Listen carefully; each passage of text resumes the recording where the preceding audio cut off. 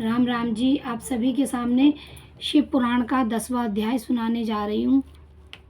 अध्याय का नाम है शिवलिंग की स्थापना, उसके लक्षण और पूजन की विधि का वर्णन तथा शिव पद की प्राप्ति करने वाले सत्कर्मों का विवेचन।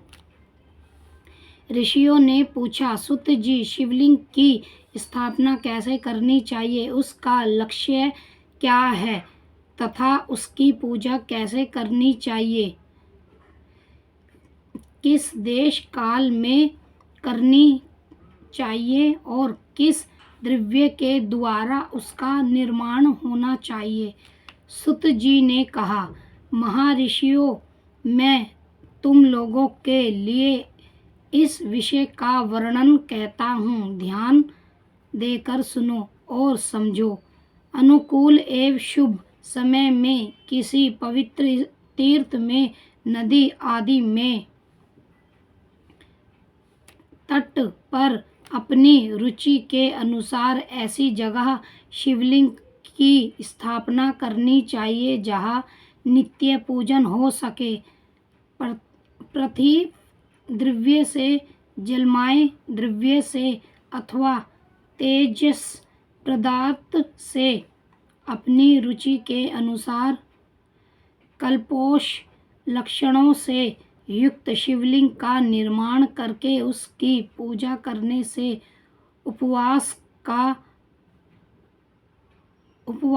को उस पूजा का पूरा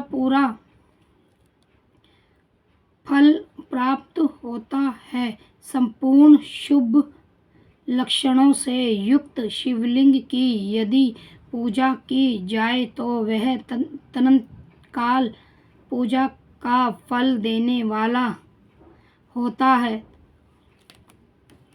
यदि चल प्रतिष्ठा करनी हो तो इसके लिए छोटा सा शिवलिंग अथवा विग्रह श्रेष्ठ माना जाता है, और यदि अचल प्रतिष्ठा करनी हो तो स्थूल शिवलिंग अथवा विग्रह अच्छा माना गया है। उत्तम लक्षणों से युक्त शिवलिंग की पीठ सहित स्थापना करनी चाहिए। शिवलिंग का पीठ मंडकार, गोल, चकोर, त्रिकोण अथवा काठ के पाए की भांति ऊपर नीचे मोटा और बीच में पतला होना चाहिए।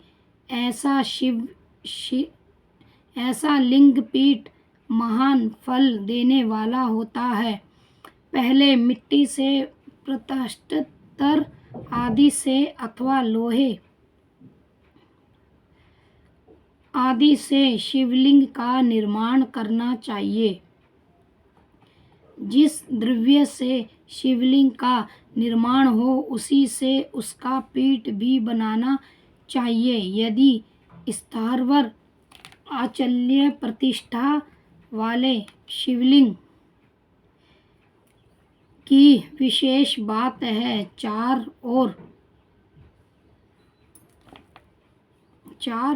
चल प्रतिष्ठा वाले शिवलिंग में भी लिंग और पीठ का एक ही उपादान होना चाहिए, किंतु बाणलिंग के लिए यह नियम नहीं है।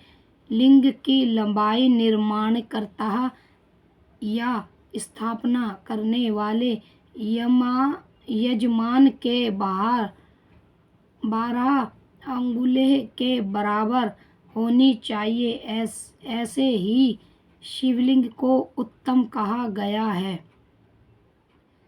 इससे कम लंबाई हो तो फल में कमी आ जाती है, अधिक हो तो कोई दोष की बात नहीं है। चर लिंग में भी वैसा ही नियम है। उसकी लंबाई कम से कम कर्ता के एक उंगल के बराबर होनी चाहिए। उससे छोटा होने पर अल्प फल मिलता है, किंतु उससे अधिक होना दोषी की बात नहीं है। यजमान को चाहिए कि वह पहले शिव पक्षत्र के अनुसार एक विमान या देवालय बनाए जो देवगणों की मूर्तियों से अलंकृत हो। उसका गर्भगृह बहुत ही सुंदर, सुनिश्चित और दर्पण के समान स्वच्छ हो। उसे 9 प्रकार के रत्नों से विभूषित किया गया हो। उसमें पूर्व और पश्चिमी दिशा में 2 मुख्य द्वार हो।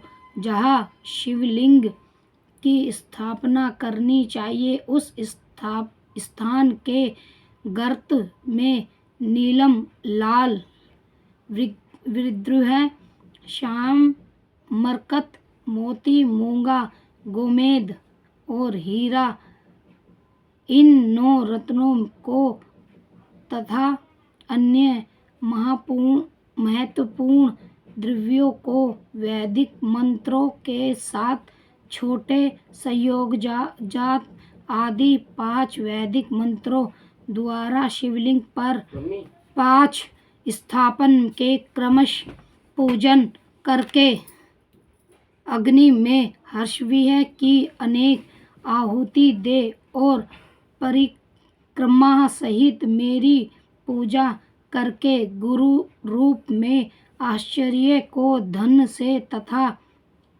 भाई बंधुओं को मन चाही वस्तुओं से संतुष्ट करे। को जड़ सुहावण ग्रह एवं भू समर्पति तथा चेतन गो आदि प्रभाव प्रदान करे। स्थावर जंगम सभी जीवों को रतन पूर्वक संतुष्ट करके एक घड़े में स्वर्ण तथा 9 प्रकार के रत्न भरकर संयोग जहाताती यदि मंत्रों का उच्चारण करके परम कल्याणकारी महादेव जी का ध्यान करे। तत्पश्चात नग्यशोष से युक्त महामंत्र ओमकार ओम का उच्चारण करके उक्त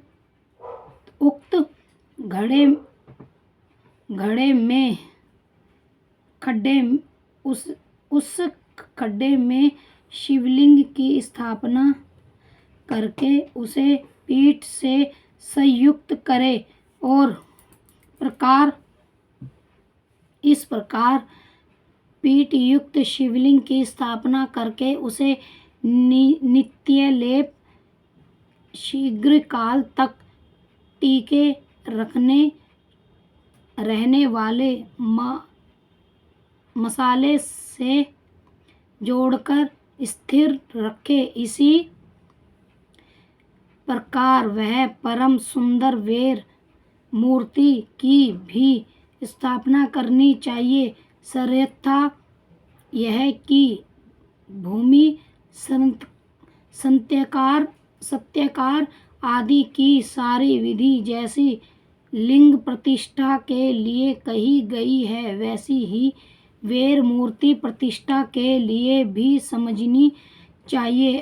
अंतर इतना ही है कि लिंग प्रतिष्ठा के लिए प्रणव मंत्र के उच्चारण का विधान है, परंतु वेर की प्रतिष्ठा पंचाक्षर मंत्र से करनी चाहिए। जहाँ लिंग की प्रतिष्ठा हुई है वहाँ भी उत्सव के लिए 12 सवारी निकालनी आदि के नियम वेर मूर्ति को रखना आवश्यक है। वेर को बाहर से भी लिया जा सकता है, उसे गुरु नामों से ग्रहण करे। ब्रह्मा वेर वही लेने योग्य है जो साधु पुरुषोत्तम द्वारा पूजनीय हो। इस प्रकार लिंग में और वेर में भी की हुई महादेव जी की पूजा शिव पद प्रदान करने वाली होती है। स्थावर और जंगम के भेद से लिंग भी दो प्रकार का कहा गया है। वृक्ष लता आदि को स्थापित लिंग कहते हैं और कृमिकीट आदि को जंगम लिंग।